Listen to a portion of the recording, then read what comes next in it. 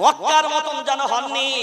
আহা, মক্কা যে সরকার বর্তমানে মক্কায় আছে, আমাকে আজকে আসার সময় একজন একটা মেসেজ মক্কা থেকে পাঠালেন, সৌদি থেকে, হাই রে আফসোস, মদের দোকান খোলার লাইসেন্স দিয়ে দিয়েছে।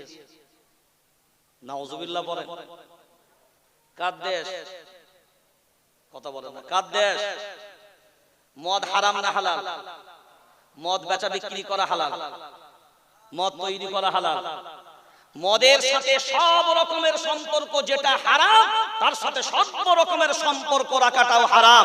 এই মদের লাইসেন্স দিল যে সৌদির সরকার, রাজ পরিবারের নেতা। আজকে সে এখন বিবেক দিয়ে বলেন, আমি ওই জন্য প্রায় বলি হালাল জুয়াখানা খুলেছে হারাম। কি জুয়াখানা? কথা বলেন, কি জুয়াখানা? এ জুয়াখানা আবার হালাল হয়? বলছে মদ খাও, মদ হারাম। আরো ভূখণ্ডে মদ খাওয়াটা হারাম, কিন্তু ভূখণ্ডে হারাম হতে পারে, উপরে তো আর হারাম নয়। আমেরিকার সেনাদেরকে বললো তোরা নিচেই খাবি না, প্লেনের উপরে খাবে। এগুলোকে বিসমিল্লাহ ছাড়া পিটাবে না ফাটা মাছ ধরবে? কত নক্করজনক ভাবনা চিন্তা। কয়েক সপ্তাহ আগে আপনারা দেখেছেন ভারতবর্ষের একজন নেত্রী, কেন্দ্রীয় মন্ত্রী, কি গো, আমার রাসূলের পবিত্র ভূমিতে শাড়ি পরা অবস্থায় বেহায়াই নিয়ে, না পর্দা আছে না 360 জর্দা আছে।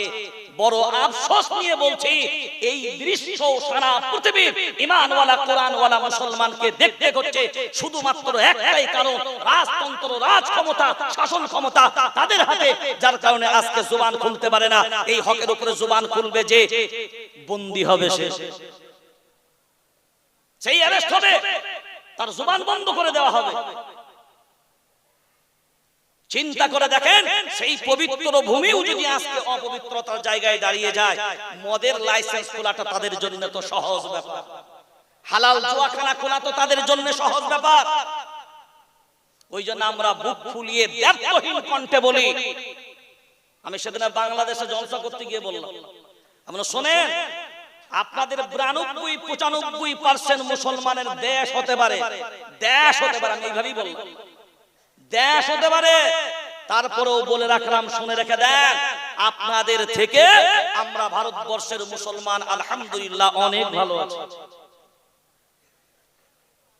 আপনাদের মতন দিন রাত স্টেজে কাদা ছোড়াছুরি না,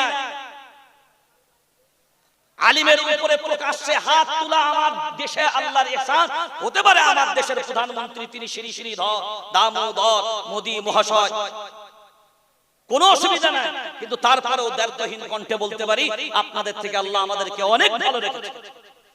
আর শুধু তাই নয়, সারা দুনিয়া, মক্কা ভূমি আর মদিনা শহর, এই দুটো শহর বাদ দিয়ে আমার মনে হয় সারা পৃথিবীর মানচিত্রে আল্লাহর শুকর, আল্লাহর ইহসান, ভারতবর্ষের মুসলমানরা অনেক অনেক হাজার হাজার গুণ ভালো আছে।